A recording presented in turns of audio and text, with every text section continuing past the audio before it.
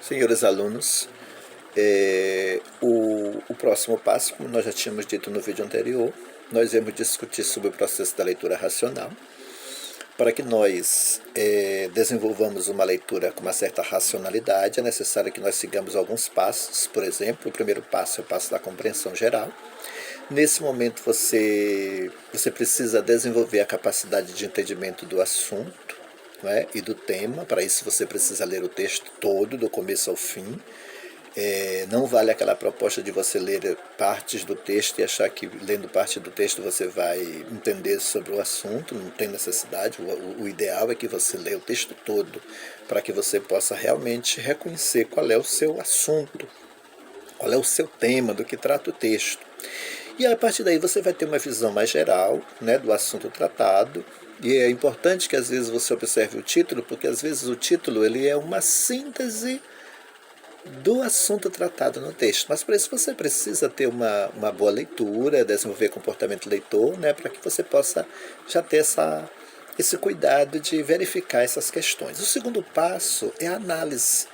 Na análise você é capaz de verificar as partes constitutivas dos textos, ou seja, aqui é importante, o próximo assunto que a gente vai discutir ainda hoje são os modos de organização discursiva. É importante que você observe como cada tipologia textual ela exige uma proposta de organização textual, né? Ou seja, a partir daí é que você vai verificar as partes constitutivas. Você também pode verificar as palavras e os termos desconhecidos. Para isso é necessário sempre que você recorra a um dicionário, porque às vezes uma palavra, às vezes você pode identificar pelo contexto, mas às vezes não. Às vezes é importante que você disponha sim de um dicionário, para que você possa reconhecer o valor daquela determinada palavra, porque às vezes ela é importante para que você compreenda o significado do texto. Outra coisa, é importante que você leve em conta a interpretação de dados como ilustrações, fotos que estão ligadas ao texto, gráficos complementares, informações do texto que apenas ilustram ou não, e que você observe a essência do texto, ou seja, como é a organização textual, a introdução, o desenvolvimento, a conclusão. O que foi apresentado na introdução, como é que está desenvolvida o tópico frasal, a tese, né, ou a ideia principal, quais são as proposições do autor, o que o autor pensa a respeito desse assunto, né, como é que ele se posiciona, ele é a favor, ele é contra, ele se mantém numa certa imparcialidade ou neutralidade. O terceiro passo é a síntese. Na síntese, o leitor ele é capaz de apreender, não é aprender, é apreender, ou seja, retirar as ideias essenciais do texto. A partir daí ele precisa observar quais são essas ideias, como é que o autor trabalha essas determinadas ideias. E por último, ele vai trabalhar com a avaliação. Na avaliação, a gente vai perceber que o leitor ele precisa ter a capacidade de exercer a criticidade, questionando as informações do texto. Aqui é o momento dele conversar, dialogar, verbalizar, né, com o texto, ou com o autor do texto, para que ele possa dar o seu ponto de vista, se assim for necessário. Então, como é que as ideias foram transmitidas, quais foram os pontos fracos, né, para poder sustentar aquilo que está sendo dito, quais são as evidências, né, quais são as ideias principais, por que essas ideias secundárias, elas são secundárias, mas por que elas estão ali. E é necessário também que você observe tanto a linguagem quanto o poder de argumentação apresentado no texto. O texto que nós punhamos no documento de vocês foi justamente ONU faz alerta sobre crescimento de metrópoles. Então, a gente reler o texto, né? A região metropolitana de São Paulo terá 20,4 milhões de habitantes em 2015.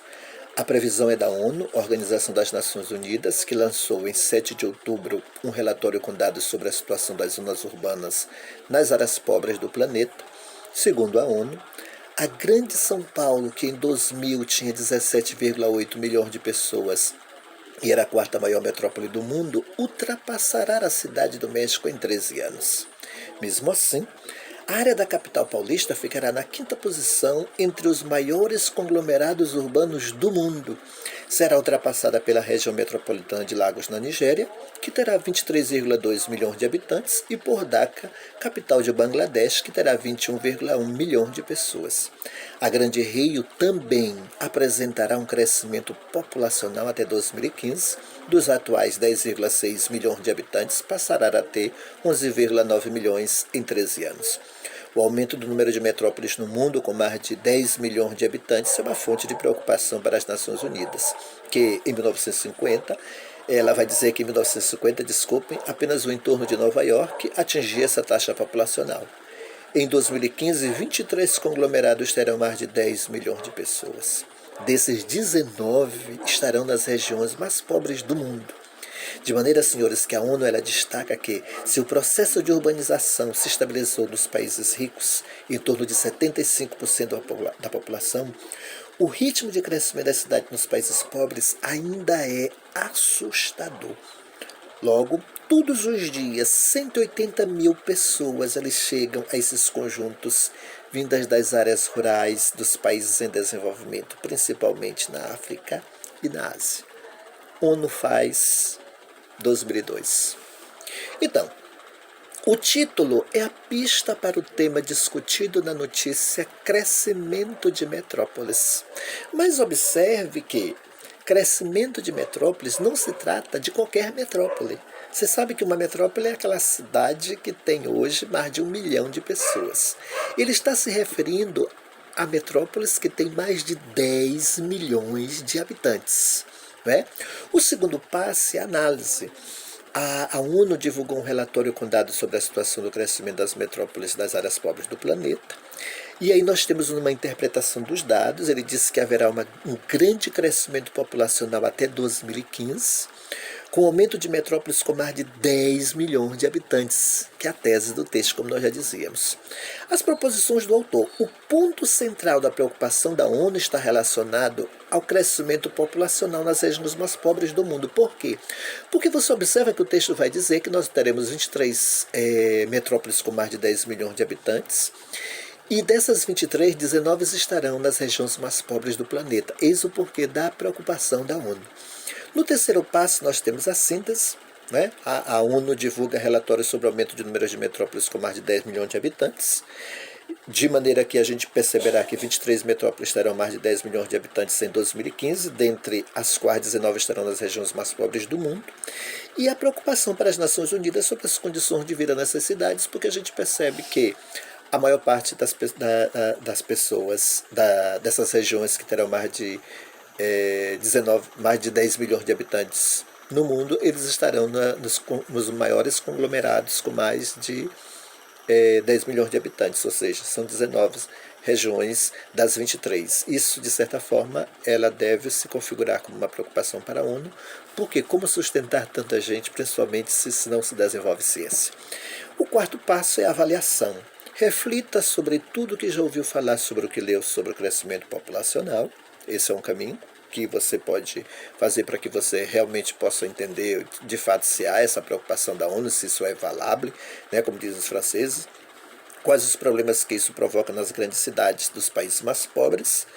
E você pode questionar as informações do texto, levantando sugestões para o problema, ou seja, o que deve ser feito para solucionar esse problema. Ok? Repense, reveja seu texto e qualquer coisa vocês façam as perguntas pelo chat.